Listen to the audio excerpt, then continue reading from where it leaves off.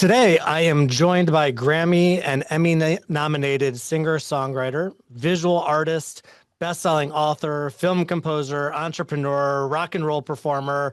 I don't know if I'm missing anything, but welcome, Peter Himmelman. I am beyond excited to welcome you to the Spark podcast. Well, thank you very much, Daniel. It's great to be here under these strange circumstances. I'm not in a sleek studio, as are you, but we'll do our best. That's what we have to do. We certainly will. I'm gonna tell you a little story, because I don't know if you know that you and I have a weird connection, and I'm gonna tell you this story. Maybe it'll spark a memory. My guess is it probably won't. But here's the story. You actually dedicated a song to me. It was at the Oh, request of my wife at one of your concerts, probably about 15 years ago. You were doing a show, I think it was in Lakewood, Ohio, one of the Cleveland suburbs. My mm-hmm. wife and I had tickets to go to the show, but there was a horrendous snowstorm that night. And, we were living in the snowbank of Cleveland, and we made the very, very difficult decision not to attend the show. But in the middle of what would have been your concert, what you actually had the concert, we got a phone call. It was about 30 minutes after you started the show. And it was my cousin John. He did go to the show, and you had asked in the middle of your performance, you said, "Is there a Jessica in the audience tonight?" Because Jessica requested that I play a certain song. And my cousin John jumped up and said, "That's my cousin." And they didn't make it, but he got us on the phone and he handed you the phone in the middle of your concert. And you played a song for us. Do you Do you remember that at remember all? the name of the? Of course, I remember the name of the There's song. a Oh, there was a nice hazy memory. It's as hazy as my visage is on this video right now, all so right. you can still tell. So the song is your song Closer. Oh, And that's nice. I'm gonna read some of the lyrics to that song. The lyrics are: I went out in the street for a walk in the night, had to loosen my head, it's been wound too tight. I've been standing on the edge after picking a fight with you. Sometimes my world seems so damn small, I can't think of nothing except for me at all. And my thoughts surround me like a prison wall. It's true. I want to get closer to you now. I want to get closer to you now. Now, my wife, she actually used that song. She's gonna kill me for saying it because she's a huge fan. She used that song to try and woo me. That Oh, was wow, part of her wow. courting of our relationship, of her saying that she wanted to get closer to me now. I will admit that I actually used that song in a completely different way. Complete. I've been a teacher for the last over 25 years now, and I use that song when I teach tefillah I like it. I because I hear it. really think that the idea of getting closer is the idea of a korban, a sacrifice, and prayer has replaced sacrifice. And so Hmm. when I used to teach middle school students, I would play that song and we would talk about how we're trying to get closer to God, we're searching for God, we're always looking for God. It's about relationships. It's about how one person interacts with another, but to me, it's also about how we interact with God. And I'm wondering your thoughts on my take of that favorite song of both of ours. Look, who's to say that it precludes singing about a relationship with God? Who's to say that that wasn't the whole Inyan in the first place? Who Well, I'm knows? going to use that. I'm going to tell her that she was wrong. It was not about a relationship. It was definitely about God. Yeah, it could be because human relationships in some way, mirror our relationship with God, Mm. particularly as we know, you know, husband and wife. Well, I like to tell the story It is that that mirror image. for sure. Well, I like to tell the story that a man in Hebrew is an ish, a woman in Hebrew is an isha. The Hmm. common letters, the aleph and the shin are the fire, but when you take the yud from ish and the hey from isha, that's where you bring God into the relationship. Yeah, it's nice. And I like to tell the story of uh, chesed, Mm. kindness, giving, even gentleness and bestowal, and gevura, Strength. strength, victory, protection. And many people don't know that, on the mystical level, the man is chesed, the woman is gevura. and it has to do with our anatomy, it has to do with our psychology. It's just that in our culture, the man has seen too many John Wayne movies. It doesn't mean that you can't physically protect your family. It means that your instinctual attribute is one of bestowal and one of giving. And if you see a real man, somebody that you respect as a man, you'll see that man is very gentle and very loving. My dad was such a man. He was also a Marine, and when there was trouble in Minneapolis, because Minneapolis, by the way, at least I'd seen a lot of Jew hatred there for many reasons. We can get into that later, but my dad knew how to handle that physically. He was a big guy, but he was also the tenderest, most self-effacing, loving guy. And anyone that met him knows that. It's not just like me saying that. So I was one of the greatest blessings I had in my life was to have parents that loved me. And you walk around and you see people, you can see it in their eyes, they're hungry for acknowledgement, for love, and there's a vacant space in people. And there's a difference between kabed et avicha ve'et imecha, honoring your mother and your father, and loving them, and seeing the role that they play as educators in your life and making you who you are today. How has Judaism played a role in your life? Because I know that you didn't grow up to be as observant as you are today. I know that really started in your mid to upper 20s when you became Shomer Shabbat. And what drove that decision to explore your Judaism and to grow in who you are as a Jew? Well, I mean, I'll take it from the last part. Usually when we have these epiphanies, something that we hear that changes us fundamentally, it's not that we've heard something new, and I don't mean this to sound treacly or sort of poetical. I think it's actual. When we read something or we hear a song that resonates in us, it's not like we're learning something new. It's hearkening to something that's already within us. So everything that I started to learn about Judaism, most everything, when I went on my path, especially in that initial blast, that jettisons people from one place to another, and then there becomes this stasis and you have other jettisoning moments. But it had a lot to do with, oh my God, so this is what Judaism is about,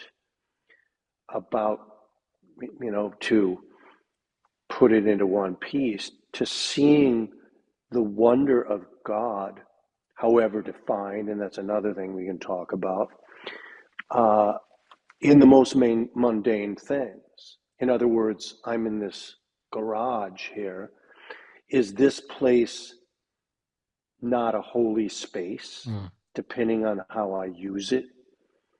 Do we have to have Judaism that's completely compartmentalized away? I'm a Jew on Yom Kippur, but not on a regular Wednesday. And these were kind of the things that I learned about that were so appealing to me. And the other thing that was very propitious and very sad and made this all possible, there was many confluences of experiences that I had at this point. I was probably 25. So my dad had died the year before, and it was a very painful thing. You can see how I talk about my dad. It was a life-changing experience.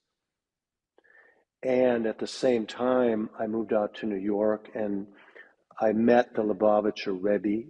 And I must say I'm a sort of a closeted, at least I don't have the garb, a Lubavitcher. I hope that doesn't offend too many people, but everybody comes in through the door that they come in through. And I started to hear a lot of things that, again, weren't new, but were nascent things that I felt and thought about. And I could tell you one pivotal story. I'll make it quick in case the boiler guys are coming in a big truck right now. But I met a guy, his name is Simon Jacobson. Some of your listeners might know who he is. He wrote a book called Toward a Meaningful Life. He's the older brother of Y.Y. Jacobson, Mm-hmm. and whom I know, both of them are very close friends of mine. So when I first met Simon, I had just received this big record deal, something I'd worked on for all my young life. It was a huge deal.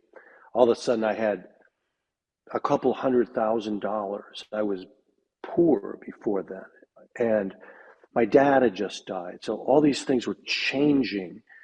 And then I met Simon first. And Simon said this one thing to me. It happened like this. A record producer brought me to Simon's house in Crown Heights. Simon was a couple of years older than me. We both had hair and darker beards back then. And this record producer's name is Kenny Vance. He was in a band called Jay and the Americans. If anyone remembers them, they're probably over the age of 70, but they were huge. They got swept away by the Beatles. But Kenny was in that band. He was the music director for the first few seasons of Saturday Night Live. And so he came to one of our shows. Somebody sent him to analyze our band. And then when he came to the show, it was in New York at the place called the Ritz. In walks to the dressing room this old geezer, this old guy. And I'm like, what's with this? Who is this guy? He was 40. He was 40 years old. 40 was ancient, so old. Which was like, and he says, Peter, like, how does he even know my name? He goes, I don't know what to tell you about what I just saw. And I was like, who cares what you think? He just got off a raucous performance. But he and I became pretty close very quickly, as is my way, as you and I will become very close very quickly as well, because I liked you from our email exchange. And soon after we met, he said, I want to take you to my main connection. I know Woody Allen, he says. I was in a couple of his movies. I know the members of Steely Dan. They're friends of mine. I used to date Diane Keaton. Like, he's reeling off these names, but he was funny, wasn't he? Quite a few name drops there. I know, but the point was this. He goes, I know Lenny Waronker from Warner Brothers Records, head of Warner Brothers. But tonight, I'm going to take you to my main connection, a religious Jew in Brooklyn, thinking that I, rock guy, wouldn't want to do that. I'm like, let's go. So he takes me to Simon's house. It's one of those auspicious moments where you just like know something's changing in your life. We've all had them. And for the better, changing for the better. Get to Simon. Simon opens the door. He's this hirsute, bearded, guy, pretty burly, pretty hairy. And he was funny. He's a brilliant guy, and you could see the sparkle in his eye. His wife was like, wow, she's very beautiful. What's this big burly guy doing? Like, it was a different culture, where being Talmudically literate, Hasidically literate, Torah literate made you glow. In our Jewish eugenics program. That was a plus. So we sit down, we start talking a while. Kenny was old, so he left at about 11 p.m., went back to Far Rockaway. So now it's just me and Simon. And I see all these pictures of shtetl life on the walls, and there's pictures of the Rebbe. I knew that was the Rebbe. And I said to him, what's with the pictures of the Rebbe? Looks a little cult-like. And Simon is funny, he's nonplussed. He goes, look, this is like a inspiring grandfather. I put his picture up because it inspires me. I'm like, that makes sense. Then he starts talking a little more. Now it's like 2 or 3 in the morning. You know how it goes, some of those things. And these Lubavichers never spent a minute in the gym. They could go, hard all night. And he says, look, a tzaddik could do anything. I'm like listening. And I'm figuring he wasn't using the colloquial term tzaddik. He meant something else, Yeah. like something bigger Larger than than life. Bert Goldetsky could get you a car battery. What a tzaddik. I think he meant something more than that. So then he said, and I thought he was talking about the Rebbe because, I wasn't so smart, but I kind of put two and two together. And this is what he said that literally was the string of words that were the catalyst. There's always a moment at these catalytic moments that something is said, you see something, you eat something happens in the physical domain that changes you. He says, look, a tzaddik could do anything. Really? I said, can they fly? Trying to I don't know what I was trying to do. I wasn't trying to be aggressive, but like jocular. He doesn't laugh. He says, look, to a tzaddik, whether they're walking on the face of the earth or flying 30, 40, 50, 60 feet above, it's all the same miracle. I'm like, what? Are you saying that that's sort of the fundamental of Judaism? That the entirety of existence is miraculous? Basically, yes. The next day, I go out and I buy a tallis cotton. I got into this thing so fast because I'm impulsive by nature, but also because all the things that we were talking about, I already knew and felt, but had no language and no one to discuss them with. Mm-hmm. And it was like coming home. Again, my dad had just died a year before, so it was a very auspicious time that all this happened. So he became a guide on your journey. Yeah, and maybe I became a guide on his journey too, by the way. Now, you talked a little bit about marrying up, right? You had mentioned his wife. I definitely married up, by the way. And when Jessica listens to this, she'll tell everybody that that's a true statement. Yeah. No. A man marries. I don't know if it works in the inverse. I presume it does, but I can't speak to it. This from experience, my own experience and the experience of my friends and so on, who a man marries is as fundamental to determining his path in life as probably anything else. And one of the great strengths of my wife is that she takes none of my fill in the blank. We'll use the word nonsense. Nonsense, shtus.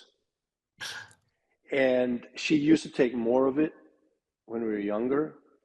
And as we've been married almost 40 years, it's pretty clean. It's like a surgical ward. There's no acceptance of it. And while it can be painful for me, I'm certainly the beneficiary of it. And your wife, just for everybody to know, is Bob Dylan's daughter. And it's just something to throw in there. Something to throw in. I mean, it's part of who you are, but it's not who makes you who you are today. But what kind of influence did he have? Well, he had a great deal of influence on me, as he did with every songwriter of a certain age, for sure. And that was pretty much the influence, I got into his work later than some, like at about age 15. I was into other kinds of blues, and I love Black Sabbath and the Rolling Stones, and as a songwriter, he borrowed from so many sources and created, he changed music in a certain way. Yeah. It changed the way that you would look at songwriting. And your songwriting is not just in your song. I mean, we'll talk in a little bit about some of the essays that you've written lately and the impact of your writing today, not just on the song lyrics that you do, but even on your book, Suspended by No String, a songwriter's reflections on faith, aliveness, and wonder. All of those things that you do are really very, very, very important. But before we get to that, I'd love to know about your first trip to Israel. If you can Mm. remember the first time you went to Israel. I also understand that you and David Broza have worked together. And full disclosure, my wife is an even bigger David Broza fan, of bigger than she is of me. Um, have the two of you been able to perform together? Maybe there's a Sunrise at Masada concert coming up with you and David Broza. But We tell us a did, little bit about yeah, that we did. connection and your first trip to Israel. Yeah, yeah. I mean, I met David. He was he moved from Israel probably about in the mid '80s, um, late to mid '80s, to become like an American, rock star. So um, he came backstage at the Bottom Line, was the club in New York that I was playing at. We met, and of course, I'm like very Jew Israel centric, and we're still close. I just talked to him on the phone, less than a week ago. So he's he's a brilliant musician, Hmm. gorgeous musician. His melodic sensibility is just from another universe, and his proficiency on guitar, It's unbelievable. and he's just a super soulful guy. I mean, we've traveled around Israel all over together. In the second Intifada, we went to East Jerusalem together. We went to visit a friend of his. I wonder if he's still friendly with this guy. Mhm. And this guy, remember, had a studio, and he was reading Palestinian poetry to us. Very gracious host, and we're getting tea from a old tea kettle. I think his daughter brought a plate of, candies as is customary. It was a really scary time, by the way, to be there. And this guy, David, had extended himself as an olive branch to, you know, to Muslims and people, Palestinians. That was kind of his brand. And I asked the guy, the host, I said, "Is there a corollary to Mhm. David Broza in your communities?" And he said something like, "At this time where their bombs are dropping on our Bible, I don't think it would be right," or something like that. I'm like, and then he wanted me to see if I'd hook him up with a digital software. This is back then. I'm like, let me think about it. I don't think so. Mhm. I don't really trust the guy. Like, after saying that, I thought he was just using David to get a studio. But it's possible that people can be friends across the aisle. It would be so nice. It would be. It's to, look, I mean, if you thought about it, if Ishmael could team up with, the rest of us, it would be the most powerful force in the world, and it would be amazing. But it's not the case right now. It doesn't seem like the time is right for bombs dropping on our peoples. How many times have you been to Israel? Honestly, I can't even recall. I played there many times. We're going there in Hanukkah. And um, when I say that I think about Israel many times a day, not just in prayers, probably least of all then. Mm. Um, I was thinking about, you asked when the first time I went to Israel was. I was 8 years old. It was June of 1968. So my parents had gone to Italy the summer before, and they decided there was an inexpensive trip to Israel. They'd never been. And my mom had with her this piece of paper with some of the relatives in her family that had gone, instead of to the United States, from Europe, from Romania mostly, to Israel. She never met these people. And the summer that she had gone, which was right after the Six-Day War, she met all these people. And so when I came, now I was 8 years old, and I was thinking recently, what are the stories in a broad sense that draw us to our sense of ourself and our identities? The same with let's say a Palestinian kid. What makes them fervently feel as they do? Their stories that are told. And I'm not saying fake stories or No. anything like that. I'm not Hmm. getting, because that's not true. The stories are told with a loving grandma who speaks in a Palestinian dialect and serves wonderful food or something, or singing these old songs, just like my grandma did when I was a kid and sang me songs in Yiddish. I went to Hebrew school after public school, and there was always a picture of the kotel, and was speaking Hebrew, and I was very fond of people there. Even the ones that I didn't like, I was very And you fond of. recognized that at 8 years old when you went for that first time? Well, the recognition of a child is more powerful because it's not intellectualized.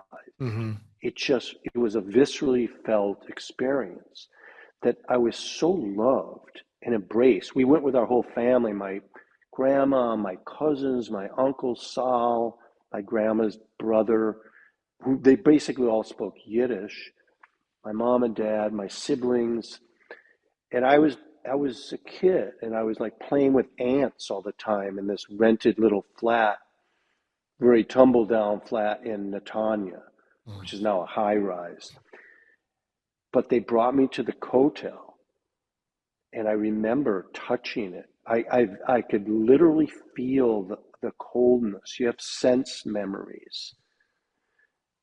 Sometimes when I think about it, I can feel touching the wall. They're smooth and it's always cool, even Hmm. in the hot sun. And I remember I started crying there. And if I think about it enough, I could cry on a dime, thinking about it now. And then, as now, I don't know why I cried. Every time I go back, each time I do touch it. And I wonder, is that feeling going to be there? And thank God it has been. Sometimes I can just inhabit it, which leads me to memory. Judaism is, we're the people of long memory. Why is memory so crucial, so important? Because there's no present. Hmm. Everything is either the past or an imagined future. Let me see if this is the truck. Just take a quick break. Let me look for the truck.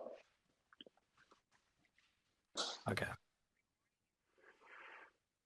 You know, you So I was just, I was going to say that over the last couple of years, those feelings, those memories, the impact that that trip and the subsequent trips that you took after that have really, it's clear that they've made an impact on you. Because I'm gonna read something that you wrote on October 7th, 2024, on the oh 1 year boy. anniversary of Hamas's brutal attack.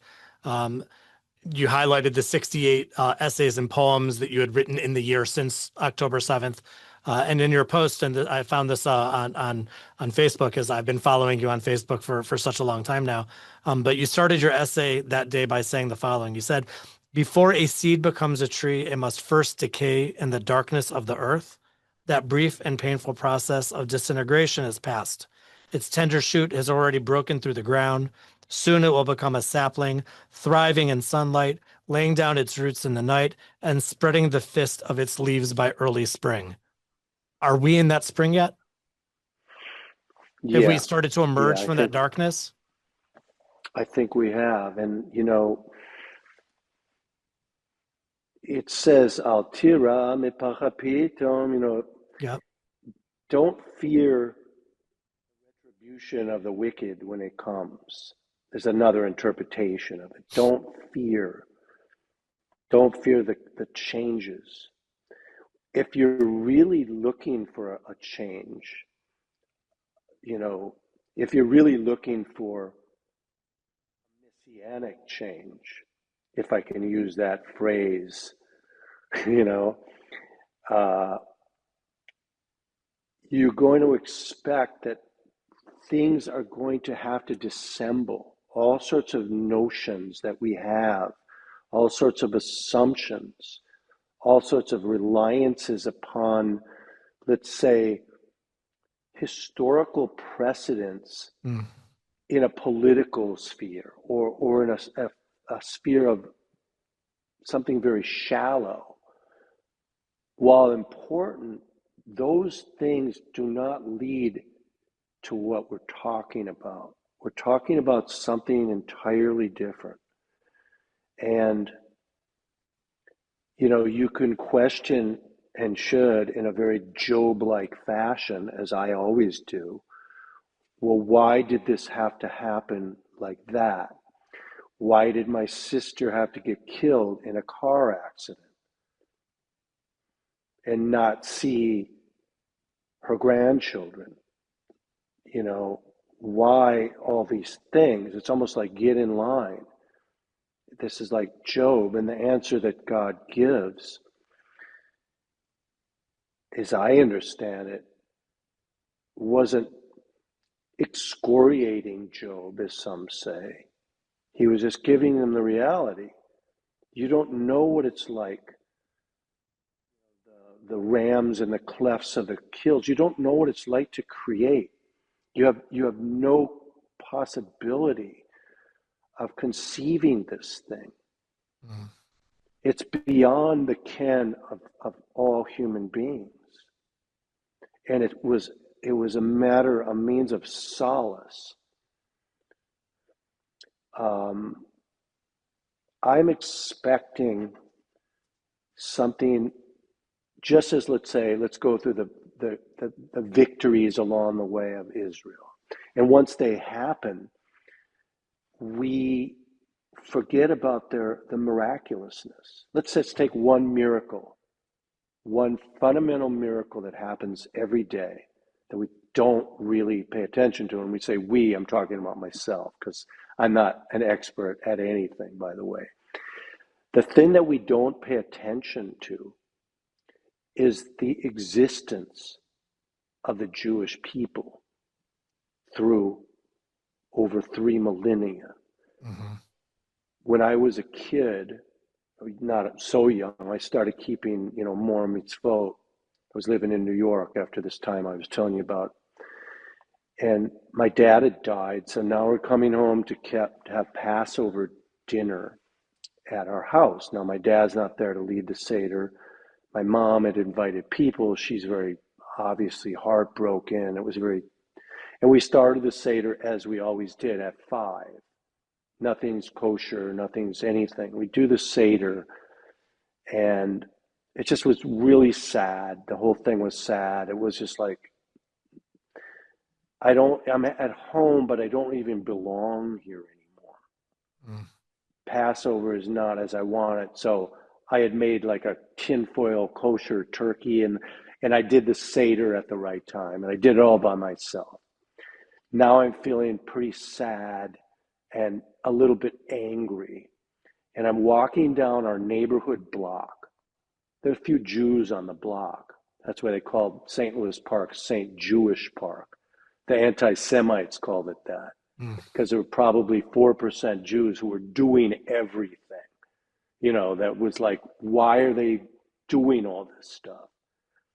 Are they cheating? These Christ killers. But walking down the block, I look into the window, the picture window of was one of my best friends. His name is Blair Jonas. And I see his mom at like 1 a.m. vacuuming. And first thought was, well, you can't vacuum on Pesach. And then I said, no, Peter, you are losing the thread here. They just had a Passover Seder. They ate flat bread. Mm-hmm. They somehow got a jar of gefilte fish. Someone drank some wine.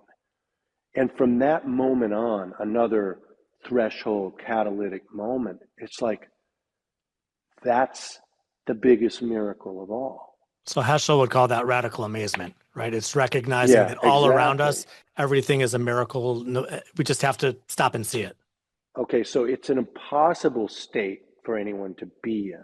But here's my definition of the messianic era, as close as I can imagine, and it's obviously going to be totally wrong. I don't know if you read a recent post of mine where I talked about my cousin and we talked about the Messiah. Hmm. Did you read Just that recently, one? just in the last week or two. Yeah, so he's a brilliant musician. So we talk about all the craziest things, and he just starts to keep Shabbos, in the recent years, and talked about Mashiach.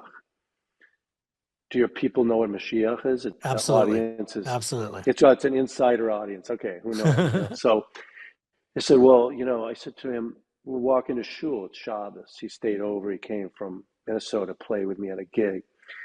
I said, well, what would you feel if the Mashiach had come this morning? Because what do you mean? I'm just like, what would you feel? He's a creative guy. He could go with this. So what? It would be like there'd be peace and everything would be look normal, but it would be peaceful in the world. I said, now what would you feel? And he gave me these analysis of what he would see, but they weren't feelings. And I looked at him, and it wasn't so hard because I like to act, and because I do love him. And I looked at him and I said, let me show you. And I'm stopping in the middle of Santa Monica Boulevard. It's pretty trafficy. And I start crying, like literally hard. And it's kind of a joke, kind of laughing, but it's no joke. And I said, Jeff, I love you. And then I'm looking at the sky and I'm overwhelmed. It was a joke, but it wasn't.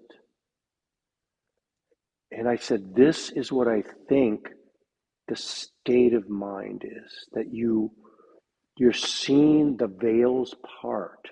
I'd love if we could. I wanna talk a little bit about the advocacy that you've really been so instrumental in post October 7th.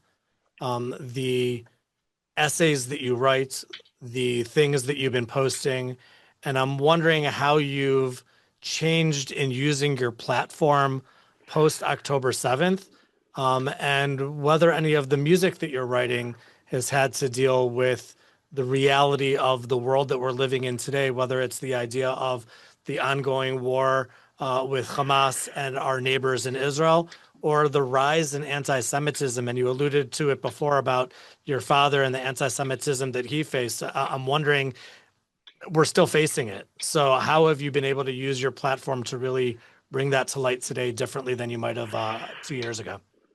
Well, first of all, I was always writing about there were different conflicts in Lebanon in 2005, and there was other things in Gaza. So I was always doing that. But obviously, since 10/7, I was one of the people that watched that 47-minute video, which I advise everyone to not watch.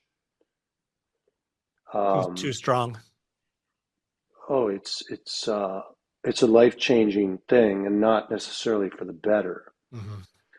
Somebody just sent me this military analyst, colonel in the Israeli army, sent me something today. Sent me this text. He sent me additional video that wasn't on the 47-minute thing. He said, "You want to see it?" I'm like, "What will I learn that I didn't already see?" Yeah. And he showed me a picture. He was one of the first responders. He sent a picture, not of anything, of any human beings, but. And I asked him, what was your reaction? And I'll get back to the platform thing in a second. He said, my reaction was that I didn't know that I possessed this kind of anger, Mm. this welling up of something in me that I'd never experienced. He's, it's my age guy. I'm 65. When I saw it, uh,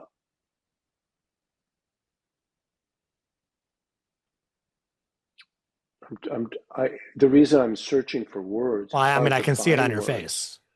Yeah, it was. I don't regret that I'd seen it because now I know something I didn't know. I thought that cruelty, insanity was, let's say, this big, or now it reaches from the earth past the sun. My sense of the possibility. And I immediately started writing after I'd seen that. It was a month or two after 10/7. And it was like 2 in the morning when I went back to bed. My wife and I were in New York at a hotel, got back into bed, and I just started literally sobbing like a baby, like an infant, shuddering in sobs.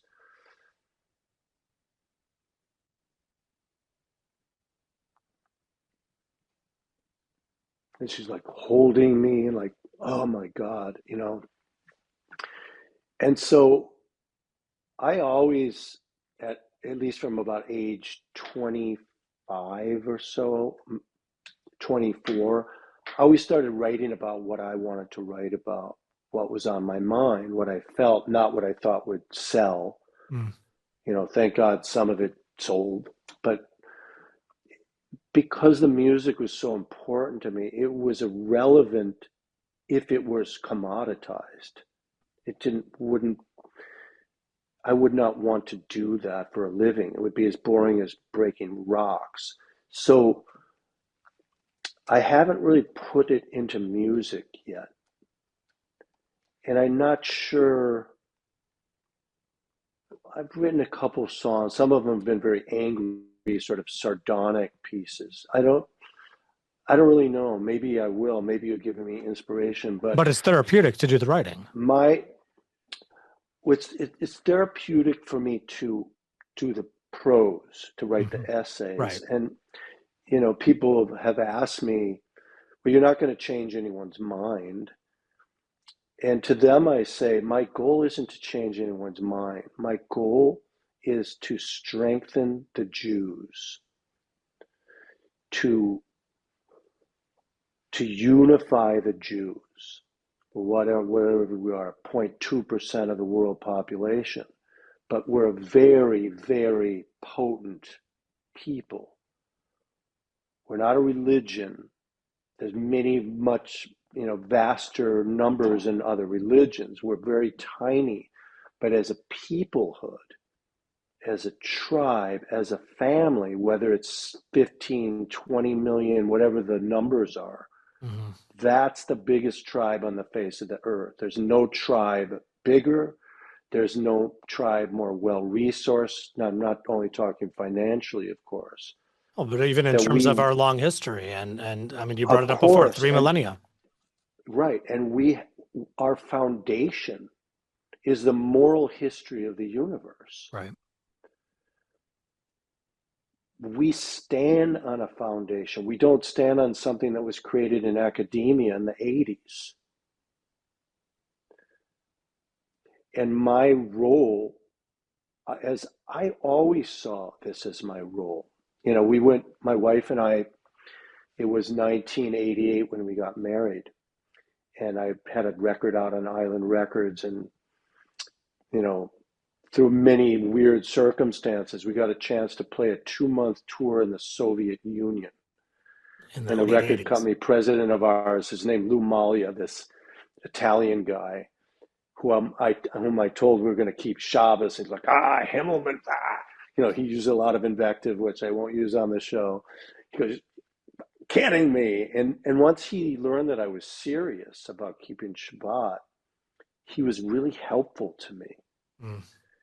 And I said, I want to do this tour, which had no means of selling this record that he was needed to sell. We should have been playing Cleveland. But we went on the tour, and I brought all these tefillin and sitters with me. This is in 1988. And you could get in a lot of trouble. It was I still the remember Soviet that was Union. around the time of the Soviet March on Washington was right around that time. Yeah, and we met with Jews, obviously, because they're everywhere, and non-Jews. One time we got on the radio there. There's only one radio station.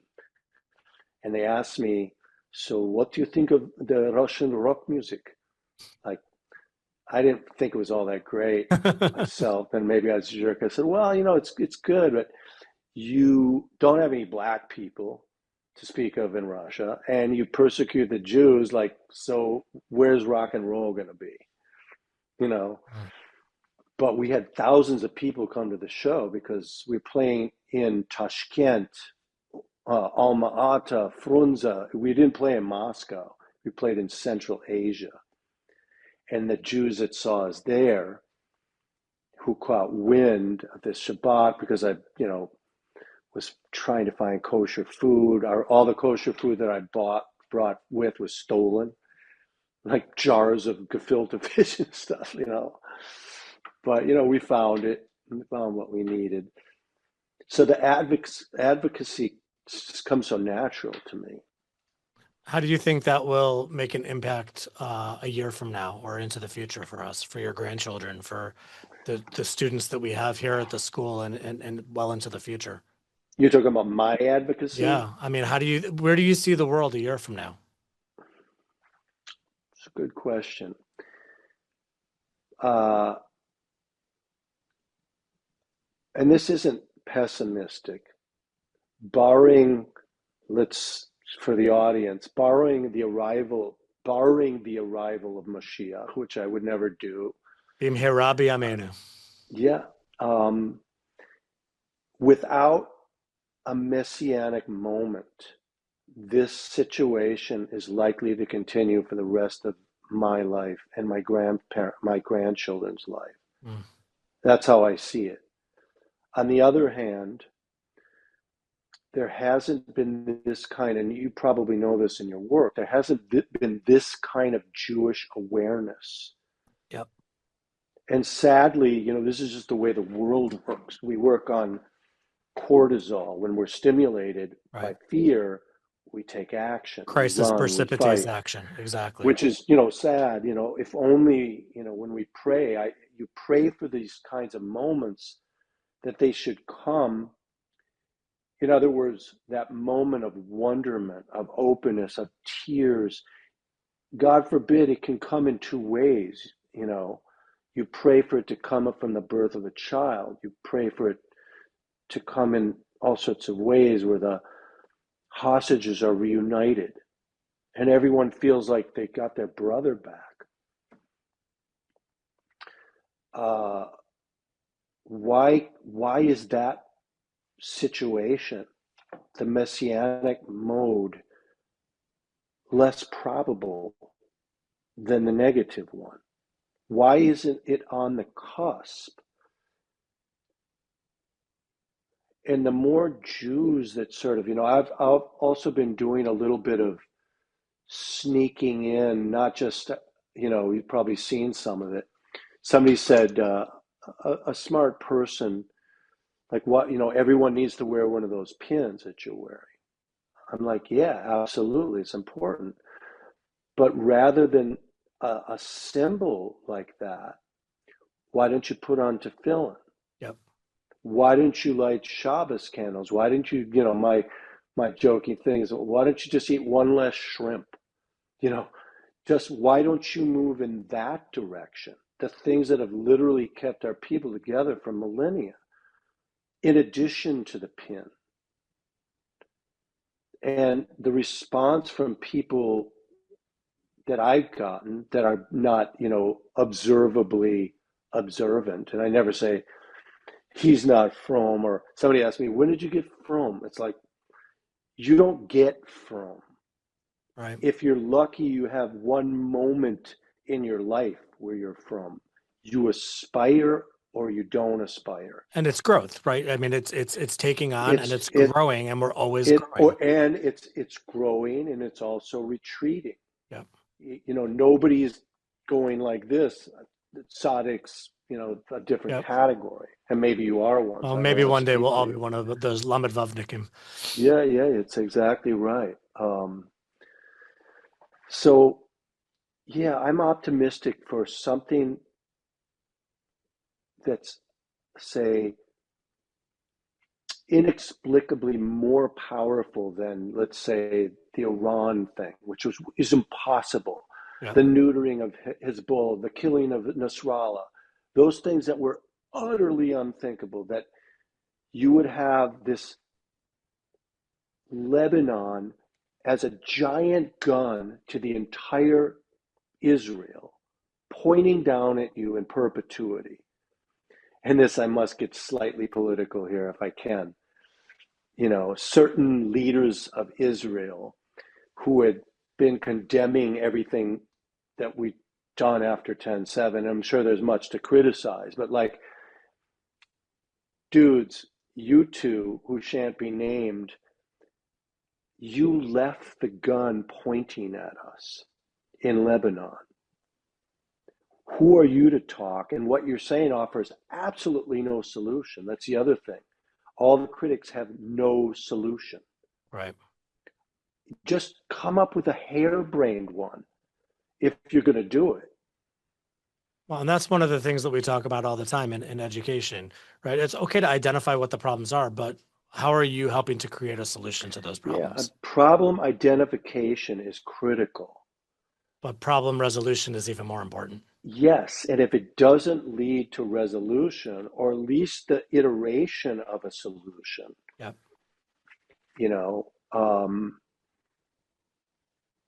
There are certain things that are also intractable.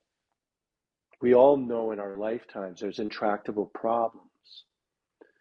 And if you identify something as such, it doesn't mean you stop working on it. Mm-hmm. But you get less frustrated when the process is far slower than you think it should be.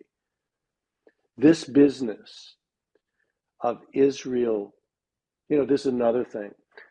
Except for a few like Rav Kook and so on, most of the Rebbeim were against setting up a state here. And usually the answer is, well, these antiquated people, you're waiting for Mashiach to come on a donkey.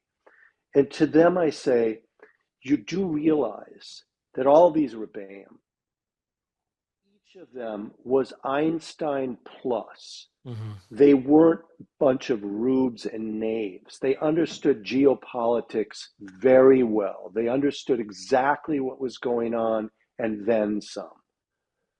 And there were reasons, but now there's a de facto state of Israel. There's 7 million Jews there.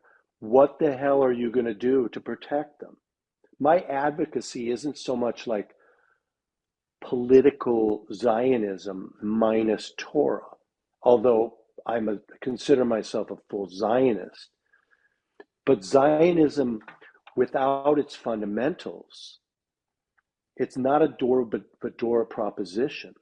It doesn't get passed along that well without Shabbat of any sort. I'm not even talking about halachically. You need these things. And this is something that David Broza, who probably isn't observably frum, so to speak, he understands this very well.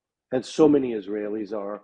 One more thing, pop music, which usually dictates the direction of popular culture, pop music in Israel is becoming so God-fearing and amazingly good too. My wife and I were in Israel in February, went to a Hanan Ben Ari concert, and it might have been one of the most spiritual moments of my entire life going to that concert. I'm getting goosebumps just thinking about your concert event that I wasn't even at. That was amazing.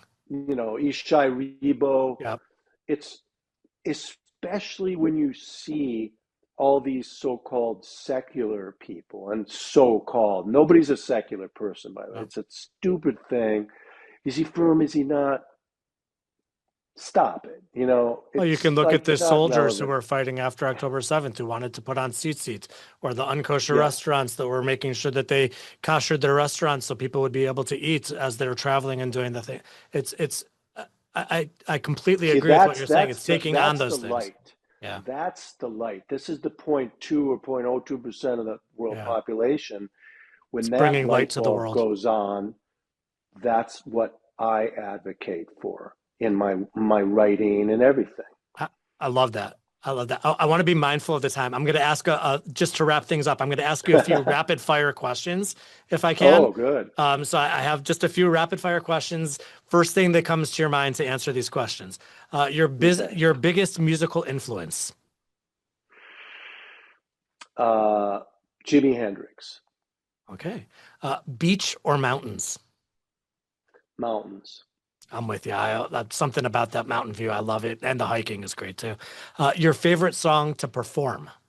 And if you say closer, I get bonus points with my wife. My favorite song to perform of my songs, right? Yes. Um, uh, let's see. It's called "This Is My Offering." It's a song off an album called "Press On." Hmm. Okay. Your favorite artist, visual artist, not musical artist. Probably Chagall. Uh, I was recently at the Art Institute in Chicago and I saw the windows. Mm. I love Chagall stuff. It's great. A motto that you try to live your life by. What comes from the heart enters the heart. It's beautiful. I want to thank you for taking some time. This has been something that I've really been looking forward to since I reached out to you on Facebook Messenger, which is probably how my wife reached out to you to ask you to dedicate that song all those years ago. You know, I've continuously been impressed by your voice, by your music, by your art, by what you're putting out there in the world. And I think it's just such an important voice right now. And as you said, we are the light. And I think the more that we can bring that light out in other people, the better we are as a human being. And you're certainly doing that through the things that you're doing. And I'm just so appreciative of having spent the last hour talking to you and learning from you. I can't thank you enough. I appreciate you too. Maybe we should do something for your students too, That would be great. That would be great. on Zoom or Listen, I'd love whatever to you bring want you to to do. Memphis at some point in time and have you do something in person here. That'd be great. I'd be very much into it. Well, we would love that, and then we can and give you a big hug because I've wanted to do that this entire conversation. All right. Sei gesinnt. Thank you so much. I Everything really should be appreciate your good. time. This has really been a true highlight of my year so far. So thank you very much. Well, great. Thank you for having me, My Daniel. pleasure. Sei gesund. Bye bye.